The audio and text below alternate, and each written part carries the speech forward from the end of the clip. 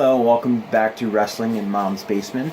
This is going to be our Vengeance 2002 review. I, of course, am Patrick Young. This gentleman to my right is my co-host, Joe Venuto. Joe Venuto took place on Vengeance 2002. You took place in 2002? Yes. In July 21st, 2002, in the Joe Louis Arena in Detroit, Michigan. Attendance was 12,000 even. Commentators Jim Ross, Jerry Lawler, and Cole Taz. We're in an interesting place here in WWE time, because as both shows had their first general managers, and now here we are, going in 2018, and we're finally facing out the general managers on the main shows. It only took them like 16 years. And they decided they want to have hardcore their best one. But still! Yeah. Yeah. But the stories are hand-mixed at best going to the show. The main event is The Rock, who has had one match since he came back. Challenge Undertaker for the title and Triple Threat, also non-triangle. This is just pissed off before SummerSlam, so let's get to it. We open with a biblical passage just talking about being your brother's keeper. Somehow this is supposed to be about the main event. I'm pretty sure this was the Samuel L. Jackson speech from Pulp Fiction now. Yes, it was. Was it? Yes, it was. Okay. How about I wasn't wrong, right? Yeah. Funny enough, I've never seen Pulp Fiction, but yes. I knew the speech, right? Yeah. I do know, in fact, that is the speech. The show's announcement will actually be divided in half. With SmackDown commentary first, and then Raw. I don't remember them doing that very often. And so that means SmackDown might be commentating Raw matches. Yeah, that's... Dudley Boys versus Chris Benoit and Eddie Guerrero. Eliminations tables match. And you'll see why in the moment why this is weird. The commentary. And the SmackDown commentary was already weird because they have no connection to these guys to tell the story. I mean, Taz has a connection in that for ECW. Yeah. But I mean, there's no connection storyline-wise for the sound. Benoit was spiked over like he's Chris Benoit, and he's wrestling spiked over. A quick tag brings in Bubba, who can solely stick with Benoit and Guerrero. Benoit quickly takes Bubba down, drops the right elbows, followed by the first German. Suplex the heels, take turns, stop Bubba in the corner until it's time for the first table. Spike makes a quick save, but doesn't make a tag. Bubba's being continues. Now the table sub in the middle of the ring. And so Spike has saved Bubba from a double suplex, by that means he moves the table instead of breaking out, so Bubba gets flying. Spike is a really, really bad partner. That's not cool with Benoit and Guerrero. So they try to put Spike for the table, and now Bubba tackle him down to bring him going for the table. So Bubba is a better partner, too. Everything breaks down, Spike gives Benoit on top rope, double stomp, followed by Luzza. Bubba's Benoit splash on his table, which doesn't count as an elimination because it wasn't an offensive move that put him for the table. Well, yeah, it was, but it was Bubba's own offensive move. Spike actually does something right by giving Eddie the Dudley Doll through the table. Banks on too much, though. And Benoit forced him through the table his own, only to get Bubba Bomb onto the table to get the Dudleys to win. Yeah, it was actually a fun opener tables match. Dudley Boys. Because the Dudley Boys, this time instead of Demon and Spike. But still, Dudley in name is still a good tables match. Yeah. Fun opener. Good way to kick off the show. Yeah, stupid decisions by Spike aside. This is entertaining stuff and a good way to open the show. Now, of course, it doesn't make a lot of sense to have A and Benoit lose above it. Spike of all people. But you can't say they're anything to get things right with them just yet. B-. C+. Bischoff chases down Triple H, who's going to Stephanie's office. See, Triple H is always negotiating. Cruiserweight title. Jamie Noble versus Billy Kidman. Kidman is challenging, and he changed some face here for the start. A Hurricane Rana has notable stagger and famous from Jamie in the roast makes it even worse. Like a good heel should have, Noble hides behind Nate and takes Kidman's arm out to take it over. The arm goes into that pose, but Kidman still finds out to dropkick his way out of trouble. Jamie takes him right back down to a Fujiwara armbar. I've been noticing the last few weeks I've been able to speak better Spanish and Japanese. I'm not struggling as much.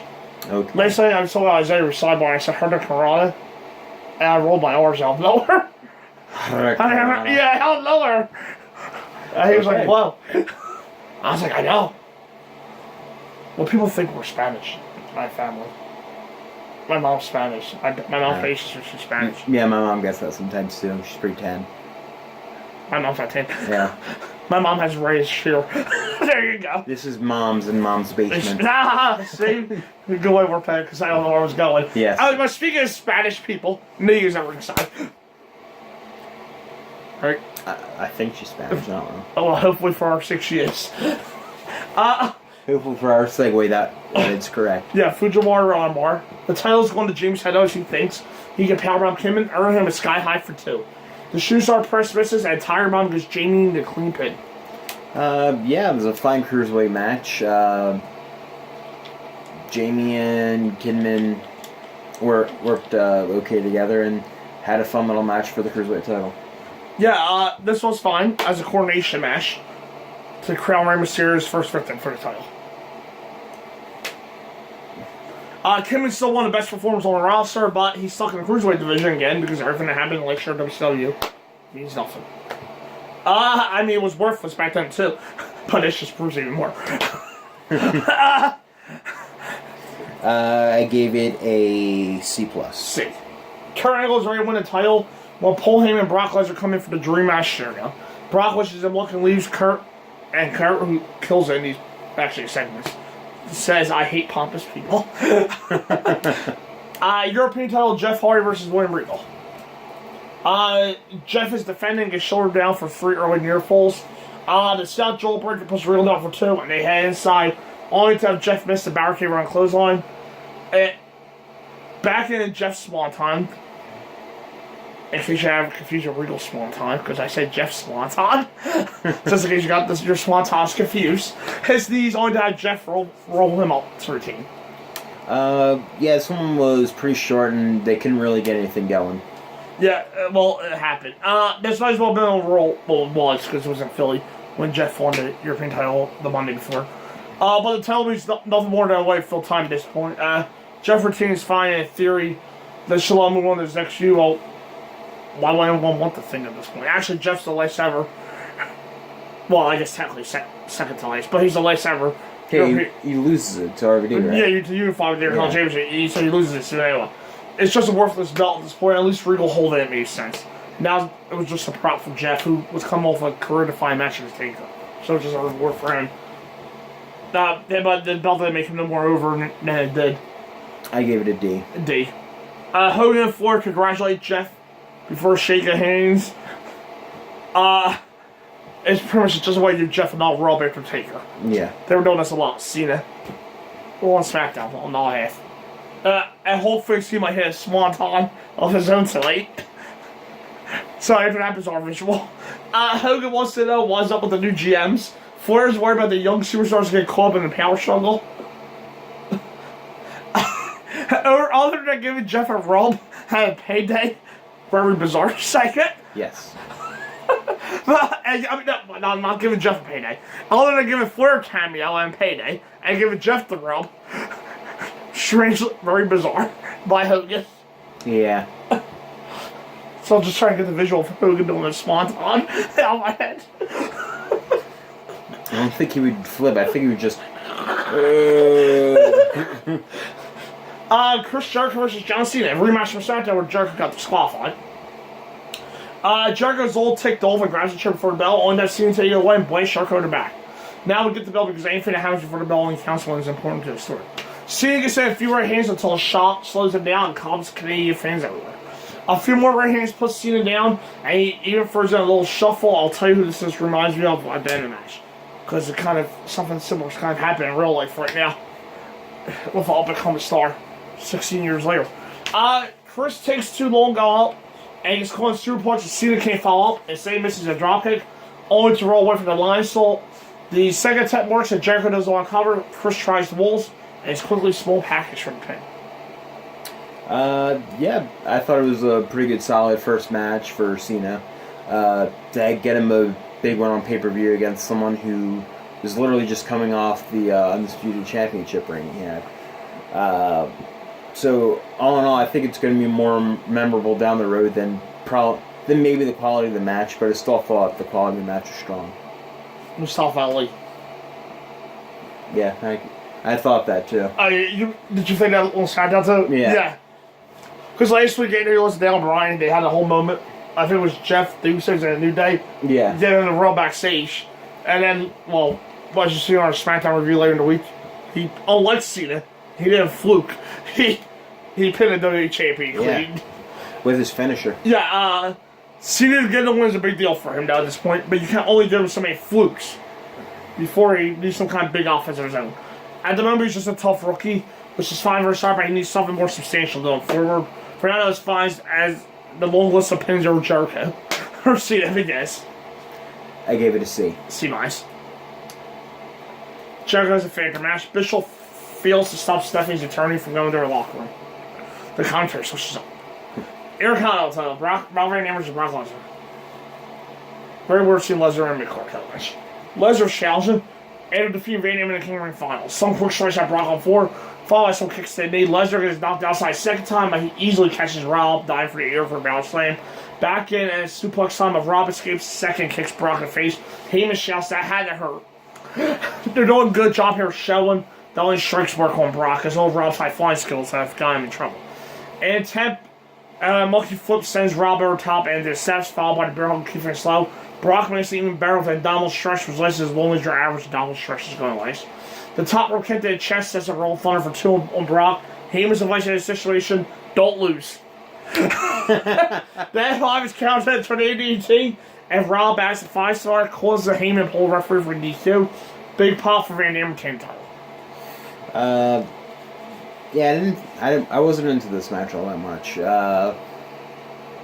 It just felt like by the time it actually started get going, that pretty much already hit the frog splash. Yeah. There's just not much left to do with Brock, other than put the title on him and hope for the best at this point. He's dominating everyone in faces with all. Heyman has to save him at the end.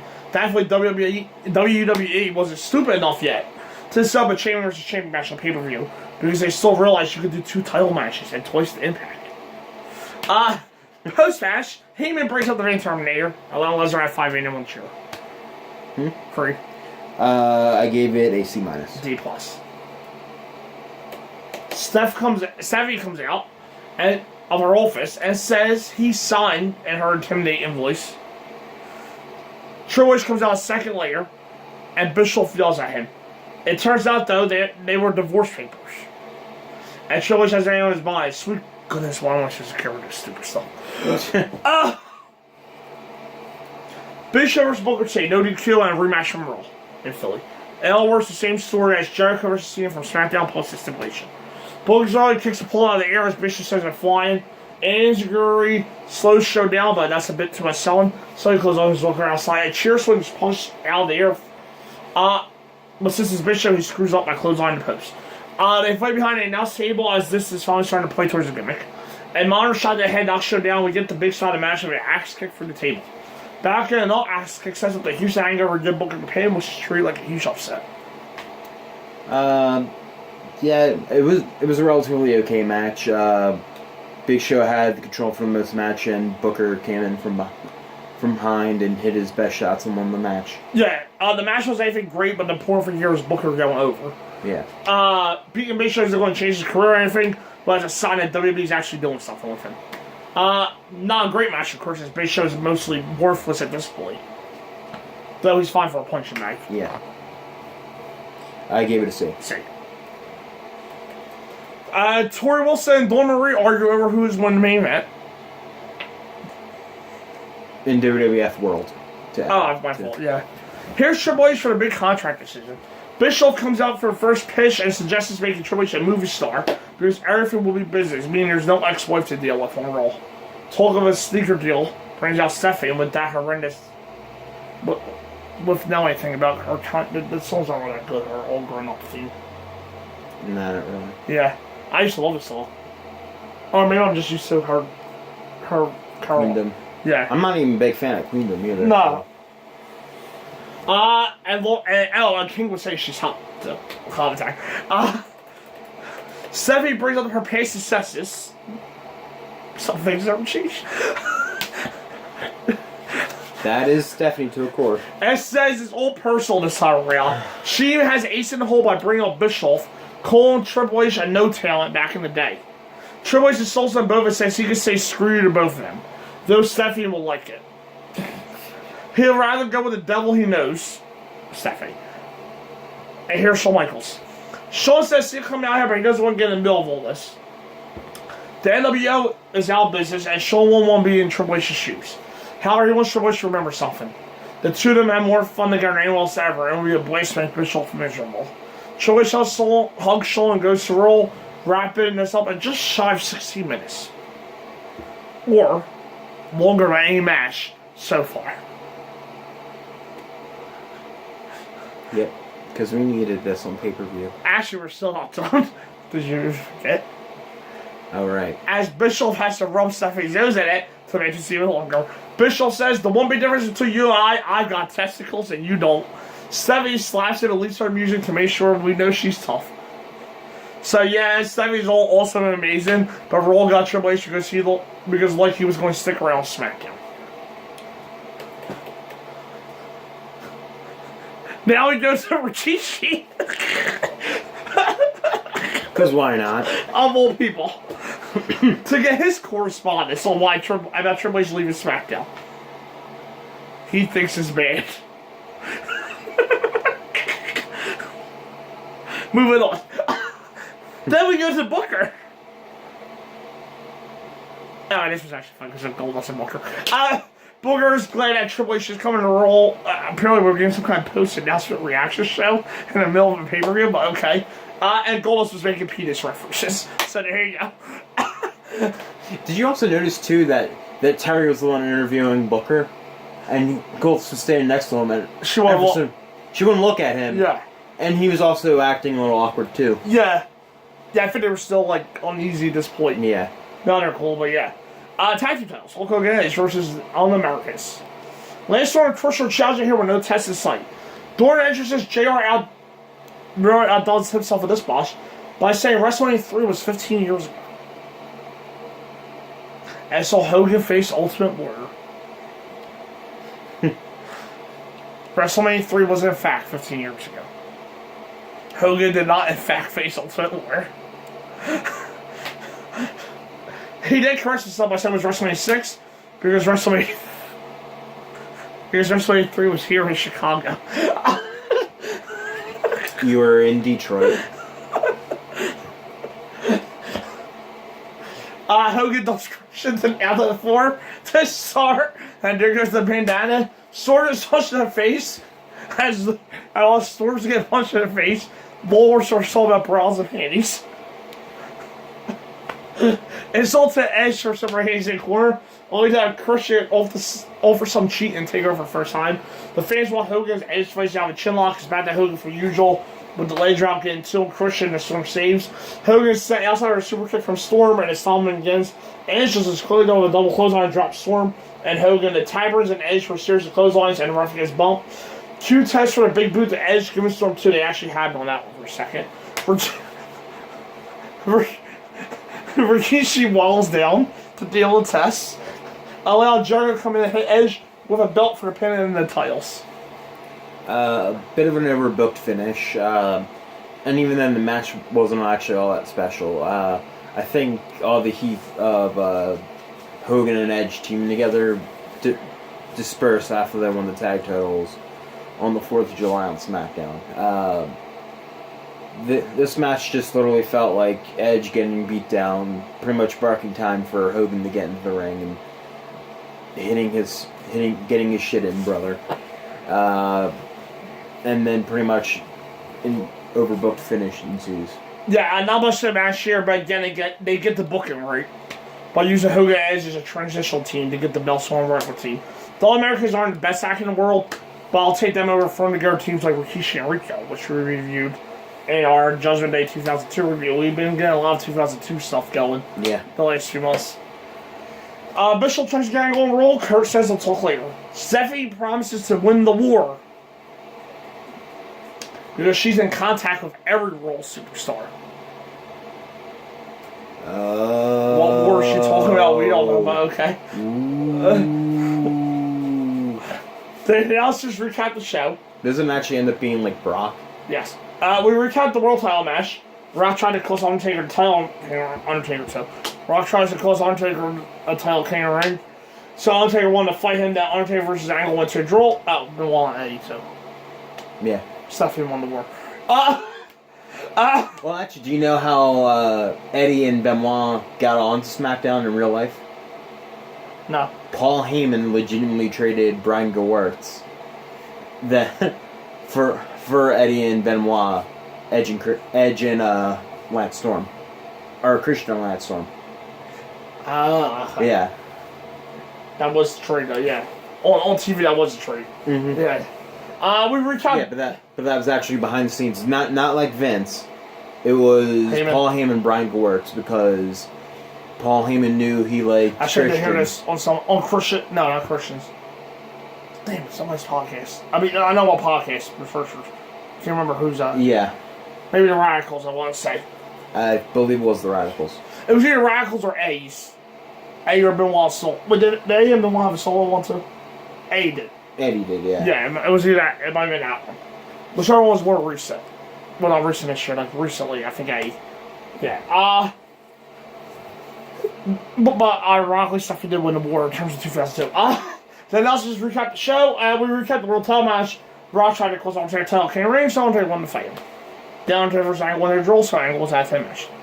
On the streets of Angle versus The Rock versus Undertaker. Undertaker defending comes to the ring without his bandana for a weird look. It's a three-way stare down to start. With Undertaker and Rock, Joel and HO Angle waves his arms behind hitting them. That earns him a double right hand and a big clothesline set him outside. Undertaker gets the same treatment, but Kurt slides back in for another belt on Rock. The champ takes Angle's place and gives The Rock a side slam for two. They really mix things up. Rock chokeslams Undertaker, which is pretty much just a release Rock bomb anyway. All three are back in, and now Rock grabs a horrible ankle lock on Kurt. Angle gets out and Rock bombs Rock onto the Angle slam by Undertaker. Cute sequence though.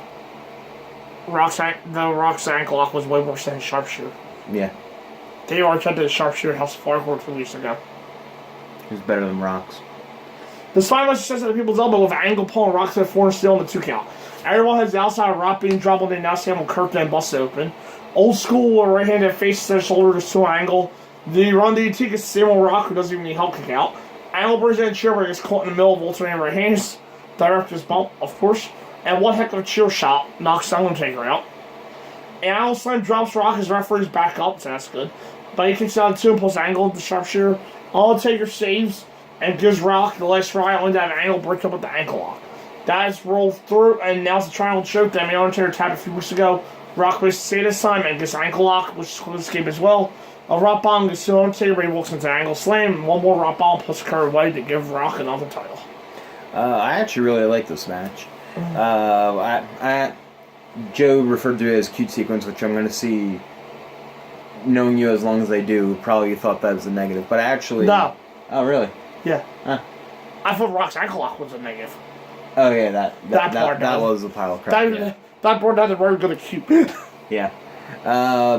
But yeah, I love that sequence where they're pretty much hitting each other with all their signature moves. Yeah, that was a good one. And I thought they did a fantastic job of mixing into the match, where you always had that feeling that the third person was always there. Where a lot of times in triple threat matches, it could easily be just a one-on-one match throughout the whole match, essentially, with them switching out. It felt like all three of them interacted pretty well together, and I thought they worked the triple threat gimmick really well too. Yeah, this is match of the night. Yeah. Clearly. I would say for me that overhyping her on commentary by JR a little bit, as he was making aside the greatest thing he's ever seen. Granted, it's 2 years before the greatest triple threat ever, so it might have been up until this point. But, WrestleMania 20. If you don't know by now, want to refer to for some of the strongest Triple H. It's certainly good entertaining, though, with the stolen spot sequence being one of the better parts. Hell. But Rock wouldn't tell about beating Angle isn't really that big of a deal at this point, but still. And then that's a trophy match works. So this time a Rock is just holding it for Lesnar. I gave it a A minus. B. Overall? Overall, I gave the show a B minus. The show was fun in parts. I wish some of the matches were better. But I really did like the triple threat. That was clearly my favorite match of the night, and I thought probably the next one would be the tables match. Okay. I thought it was the next best in quality.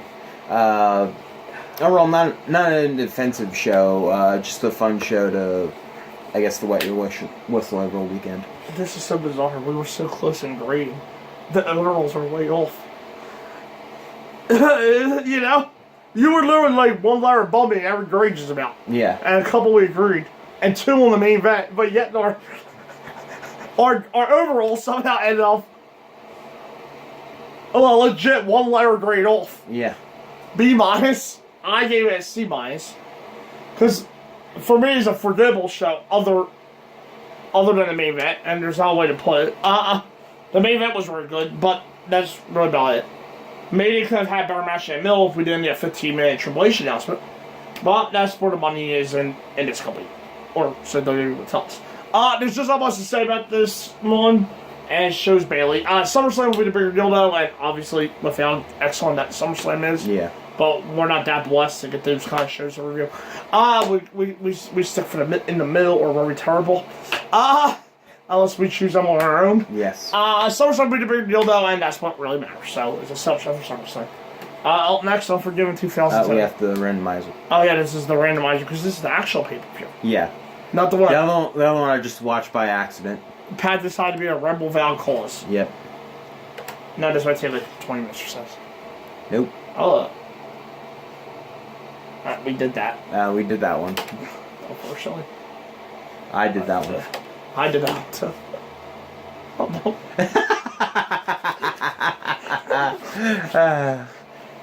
But wait, is this for Friday or for next Friday? Next Friday. Next Friday. WC. Hold on, excuse me, I'm gonna hold car out. I got time, yeah. Yes. Alright, we're back. Our pay-per-view for next week is WWE How We Have It. Titanic 2 Spin the Wheel. Make a deal. Not a great rating, but more mediocre. Honestly, expected worse. Yeah, it took place in Philly. Okay. The card. The 6-man tag team match. Johnny Gunn. I'll be right back. We're gonna find out who Johnny Gunn is. Tom Brandi. Tom Brandi, Shane Douglas, and the Z-Man versus Arn Anderson, Beautiful Bobby, and Michael Hayes. Ricky Steamboat versus Flying Brian. That sounds pretty good. That's about it. Big Van Vader versus Nikolai Koloff for the United States title, no disqualification match. That can be fun. NWA WCW Unified World Tag Team title match. Barry Windham and Dustin Rhodes versus Steve Austin and Steve Williams. Get the joke there? Just to clarify. It's Dr. Death, isn't it? Yes. Dr. Death and Stone Cold Steve Austin, who was in fact named Steve Austin because his real name is Steve Williams. NWA World Heavyweight title match, special referee Harley Race. Rick Rude versus Masahiro Chono. WCW World Heavyweight title match, Ron Simmons versus The Barbarian. Ew. And Spin the Wheel, Make the Deal, Coal Miners Glove match, Sting versus Jake Roberts. Spin the wheel, make the deal. Spin the wheel, make the deal. Spin the wheel, make the deal. So next week, going into the new year, we'll be again Halloween. We'll spin the wheel and make the deal. See that. See you then.